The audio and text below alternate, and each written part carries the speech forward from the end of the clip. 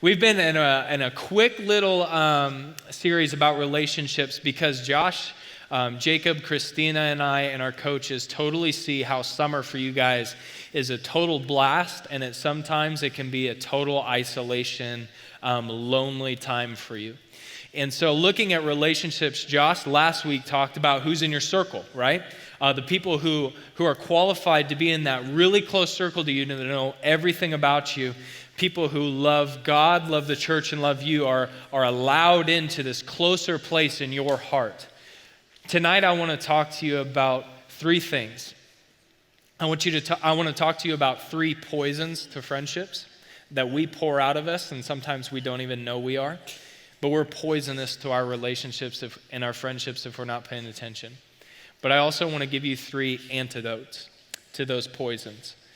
And I hope that this puts like tools in your tool belt tonight. I want this to be a super practical tonight. Note takers, take some notes. Like I want this to equip you for not only this summer, but for like seniors. You're moving into the workplace, you're moving into college, you're moving into the military, whatever. Like you have some friendship transitions coming your way. And 8th graders moving into 9th grade, you got some friendship transitions coming your way. Incoming 5th graders have a lot of friends to make. I remember back in the day when I came to Northwest, man, I had so many friends to make. I didn't know a lot of people. So tonight, I hope this is helpful to you. We're going to start in Colossians. That's where we'll be in chapter 3. I'm going to read this to you. I want you to pay close attention to the verbiage. I want you to pay close attention to what this scripture is saying. Paul is talking in this letter about, have you ever just gotten filthy doing yard work or anything like that, and you just feel gunky, and then you finally get those clothes off, you shower, you put on new clothes, and you feel like you're ready for the town, right? Like that's what he's using this metaphor tonight, that we have these messy clothes. It's a metaphor for our sin, for the decisions we've made, the dirt that we bring into our lives. He's telling us, take those off and throw them away, and put on these new clothes. Be clothed in the righteousness of God. So that's the context. We're in Colossians 3. I'm going to read this. Pay attention to it. So, chosen by God for this new life of love, dressed in the wardrobe God picked out for you. Pay close attention to these description words: compassion, kindness, humility, quiet strength, and discipline. Be even-tempered, content with second place. You're not the big deal. Quick to forgive an offense. Forgive as quickly and completely as your master forgave you. Master, talking about Jesus. How quickly he forgave you. And regardless of what else you put on, wear love. I love that. Regardless of whatever you're doing, where you're coming from, how your day has been, put on love. It's your basic all-purpose garment. Never be without it. Okay? So remember those things. When I went into high school, when I was a freshman, I grew up in St. Loghry. I went to a District 118. I graduated 8th grade with a class of 8, 2 boys, 6 girls. Didn't really get to choose my friends. It was just like, there they are. These are your friends, right? And then I come to high school, and everybody's like from Westridge. That's like a town in itself, right? And I walk into Northwest. I don't know anybody besides one kid that transferred from 1R to Westridge his 8th grade year. And so he's like giving me the lowdown in our first class, right? So like I'm sitting in the corner with him, and he's like, yeah, so that's the guy that said that about that person. She's friends with her. He smells bad, but he doesn't bite.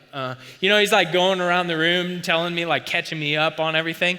And then he like looks to the back of the room, and for the sake of the story, I didn't get permission to tell this story from him, so I'm going to change his name to Mac. In the back of the classroom, he goes, now that boy back there, he's Mac. This kid's sitting back in the back of the room. Mac's sitting back here, and there's nobody at his table, and he's not looking at anybody. He's just sitting there pretending like he's Spider-Man. He's just sitting there going, I go, I'm going to be that guy's best friend. And from then on, it was like a storybook. Like we were at each other's houses all the time. We got in the choir together. We were like, this is awesome. We're doing it together. Men's ensemble, we did that together. We decided to go out for band, got on the drum line. We did that together. We decided to go to musical and be in the musical. We got to do that together. And like all the time we were at each other's houses, he had like an infinite amount of Little Debbies at his house. So like we would go over there and we would just pound Little Debbies all night long while we were playing Tiger Woods PGA Tour and just having a blast. We made up a parody rap group and like made rap music and like made a music video for it. I've buried it. You'll never find it. And like best buddies. In the yearbook alone, we got voted on twice. Best duo and best friends forever. It was Parker and Mac. That's who got voted on, right? And then we went on this senior trip. We went to New York City and we had a fight and we never talked to each other again. And it was over.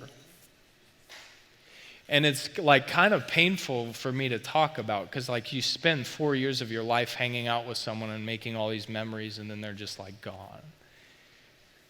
And now he's not here to tell his side of the story.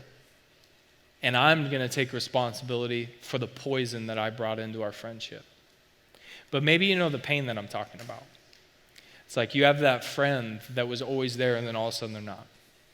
Or maybe you have a friendship right now that's like on the line. And you're not willing to have the hard conversations to save that friendship, and you just keep pouring more poison into it. Once you become aware of these poisons, you can apply an antidote. And so the first poison that I poured into this relationship, this friendship that surprised me so much how weak it was and how fragile it was because one fight and it was over.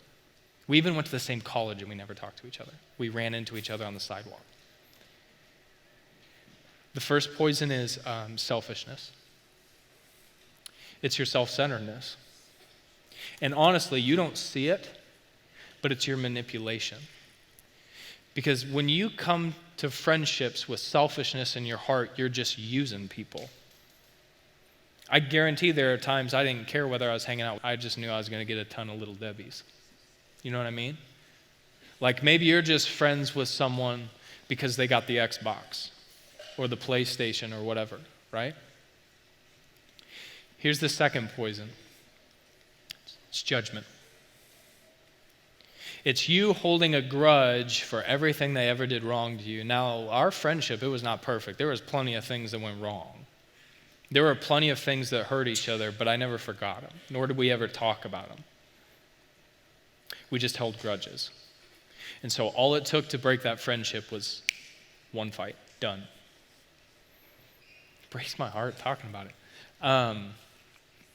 The last poison that you're pouring into your friendships and you don't even know it is neglect. And yeah, you're with them, but as soon as things get tough, you're gone. As soon as they got some hard path to walk, you go, peace, see ya. Like that makes my life messy. I don't want to be here. So you neglect that friendship and you totally leave them out to drown. Like Mac had a hard life and he had hard stuff going on, like broken home situations. And I never got to talk to him about that because I never cared enough. I neglected that part of the friendship. These poisons we keep dumping into these friendships and we don't even know it. Because, see, we're broken humans and we have sin in our lives. And our sinful human nature continues to pour poison both on us and the people that we're around. And the only antidote has to be something more powerful than hell itself, more powerful than sin itself. See, this is why friendships are so important. And this is why this is such an important conversation before we move into summer. Because there is a loneliness epidemic in the Western world, and you know it. I've been following a ton of research about this. I've been learning about the loneliness. I've been learning about the depression that follows it. I've been learning about attention spans caused by screen addiction. Like, I've been researching all this stuff because I see how it breaks my friendships. And there's a few quotes from a journalist and a researcher. His name's Johann Hari. And he found this study, and it says that Americans were asked, how many close friends do you have that you could turn to in crisis? How many close friends do you have that you can turn to in a hard time? Decades ago, the answer, on average, was 5. Even 10 years ago, it was around 5. Today, the most common answer to this question is 0. 0. The next thing he throws out is Americans were asked, how many people know you well? He's basically saying, how many people are in that inner circle? How many people are there for you? In the past, it was typically 2 or 3, but now the most common answer by far, over half of Americans reply, nobody. Maybe that's you tonight. Maybe you're saying, I've got no one. Tim Keller was super blunt about this in a sermon that I'm listening to about friendship. He says, just the way it's been for thousands of years, it's the same today. That surviving and thriving on this planet has everything to do, hinges on your ability to build and maintain friendships. Think about that. To build and maintain friendships. Your life depends on it. And the odds aren't in our favor. See, because this poison keeps spilling out of us and we have no way to control it. It's like an oil spill in the ocean. Our sin just mucks up everything. It cost me a friendship that was so dear to me. And maybe it has for you too. This is one of those moments I was talking about, middle schoolers. This is one of those moments. Rise to the occasion, okay? I want you to close your eyes. I want you to put your hands on your knees, palms up, and I want you to take a deep breath with me.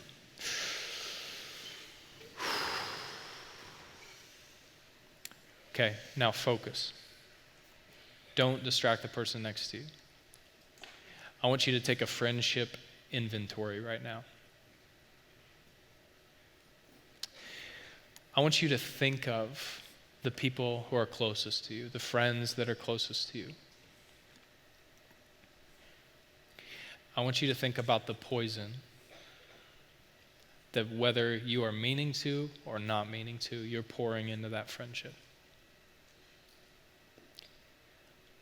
In what ways are you selfish in that friendship? Go ahead and close your eyes. There's no need to look at me. How are you being selfish? Manipulating your way through that. Second, how are you spilling the poison of judgment, holding grudges, never letting them forget or letting them free from the pain they've brought you? Third, the poison of neglect, possibly the most painful. How are you not walking beside the friends that are depending on you? How are you leaving them high and dry right now? You're letting them drown.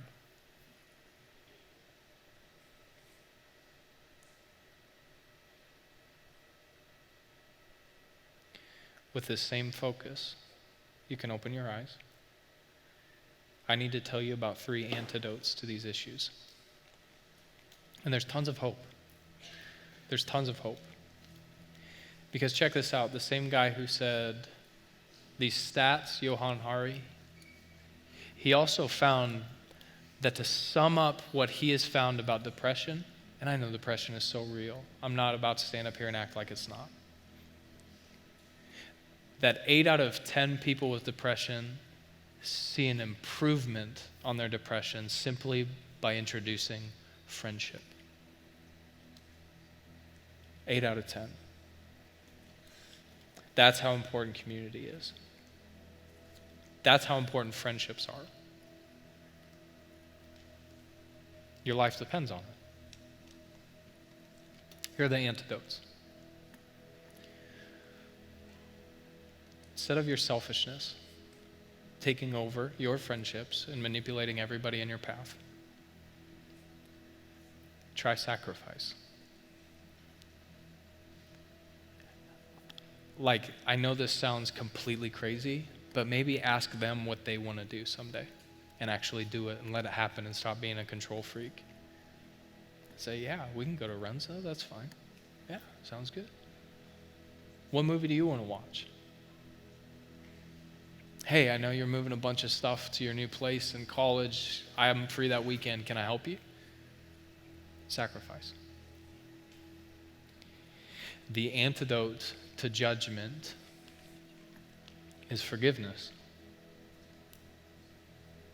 Instead of holding those grudges, unforgiveness is more of a jail cell for you than it is the person who you aren't willing to forgive, because chances are they're not thinking about it. But here you are laying awake at night, not willing to let go. Right? Forgiveness is so much more powerful. And listen, if you are a human on this planet, you're going to have to get used to forgiving people. Or that list of people in your life is going to get shorter and shorter and shorter. Until you're like the majority of Americans who answer those questions, 0. Forgiveness. The antidote to neglect is love. And I'm not talking romantic love. I'm talking about deep care. I'm talking about deep joy. I'm talking about locking arms with your friend who's walking through a parent's divorce, who's walking through painful medical treatments, who's walking through friend drama, locking arms with them and saying, hey, I'm with you. And I'm walking with you through this and you're not alone. Oh my God, how that would change lives. If you would look at a friend's eyes and say, I'm not going to leave you. Oh, I'm preaching to someone in here. Could you imagine what that would do for people? Many of you have never even heard that phrase, I'll never leave you. Many of you have never heard that. I'm talking about sacrificial love. I'm talking about true love. True love. These are the antidotes to the poison that you spill. And listen, if you think you're going to be the source of sacrifice, that you can do that all on your own strength, that you can be the source of forgiveness, that you can do that all on your own strength, that you could be the source of pure love, you're delusional. We are the source of the poison. We've got to find someone, something, some God that's stronger than those. And I want you to see that you were dead in your poison. You were dead in your selfishness to God. Your unwillingness to allow a God in, you said, I'll do it myself and I'll manipulate and fake my way through it, and it's all about me, and I'll get as much as I can from as many people as I can, and I'll chew them up and I'll spit them out on the other end. Your selfishness is poison. But Jesus finds you in your selfishness. And he says, I love you. Your poison of judgment, of pointing fingers at people and saying, you're to blame, you're the reason I'm unhappy, you're why I'm not satisfied, you're not the answer. In your judgment of God, saying, where are you now, God? Where are you when I need you? In your judgment of him, he comes to you and says, oh, I love you so much. I'm right here with you and I'll never leave you. And in your poison of neglect, of both the people around you, yourself, and of God himself, of saying, I'm young, I don't got to think about that. I'm young, I'll deal with God later. You could die tomorrow.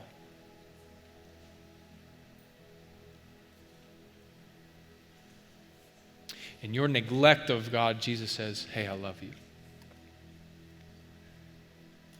Do you see how Jesus is the perfect friend? And only by becoming friends with him, by entering into faith with him, do you have any hope of an antidote to this poison to your friendships and to your relationships. Because while you were dead in your poison, Christ died for you. That's sacrifice. because while you were dead in your judgment, poison, Jesus forgave you. And he bled out on a cross so you wouldn't face the judgment that you deserve of the ways that you've been disobedient to God and the ways that you've strayed from him and left him. No, you've gotten forgiveness for that. And in your neglect, he remembers you and he calls you by name. He's the perfect friend. For God so loved the whole world. That includes you. Here's how I want to finish the last night of Element. Here's the second moment I need from you, middle schoolers. I want you to close your eyes and sit in the same way you were sitting before, with your palms out on your knees. I want you to take a deep breath in and a deep breath out. I want every eye closed in this room. If your eyes are open, you're being disrespectful. Please close your eyes. Because I'm going to ask you a few questions. And then if your answer is yes, you're going to raise your hand. Because there is something powerful about a physical response to what God is calling you to. And that's what we're all about at Element. Is not responding to a preacher, not responding to a band, but responding to the God of the universe when he's calling our name. Don't open your eyes. Don't be disrespectful. Here's your first question. Do you have a friendship that's hanging on by a thread that has been on your mind all night? If so, raise your hand. Don't look, with every eye closed. Hands going up all over the room. No need to look. Please don't be disrespectful. You can put your hand down. This is for you. This isn't for anybody else. With every eye closed, here's your second question. Tonight, do you have a specific friendship on your mind where you need to trade selfishness for sacrifice? Raise your hand. Hands going up all over the room. With every eye closed, every head bowed. Go ahead and put your hands down. Do you have a friendship on your mind tonight where you need to trade judgment for forgiveness? Raise your hand. To trade judgment for forgiveness. That's powerful.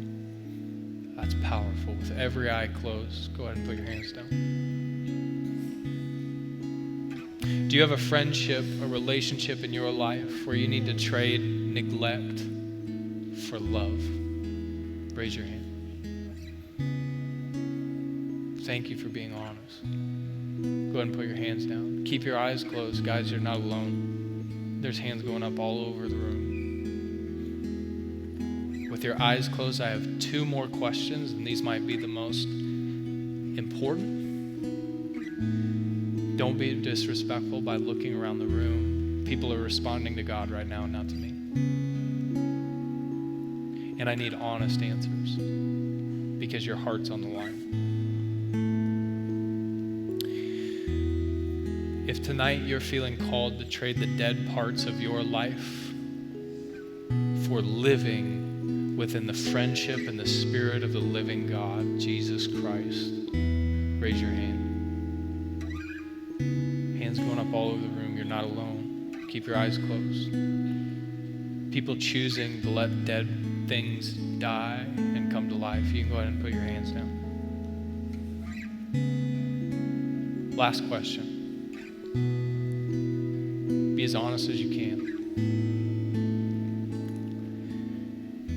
Raise your hand if tonight is the first time in your life, the first time in your heart that you want to receive the love and the friendship of Jesus Christ who saves you. If that is your first time tonight, raise your hand. I see you. God's saving people in here. Praise God. You can put your hands down.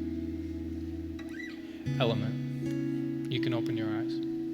Listen to me. Don't make a sound. You're about to enter into the last moment of worship with this demographic of people in here ever. Seniors, this is your last chance.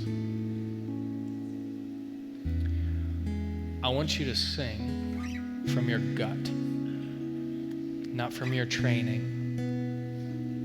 not from your selfishness, not from your image of yourself. I want you to sing from your gut.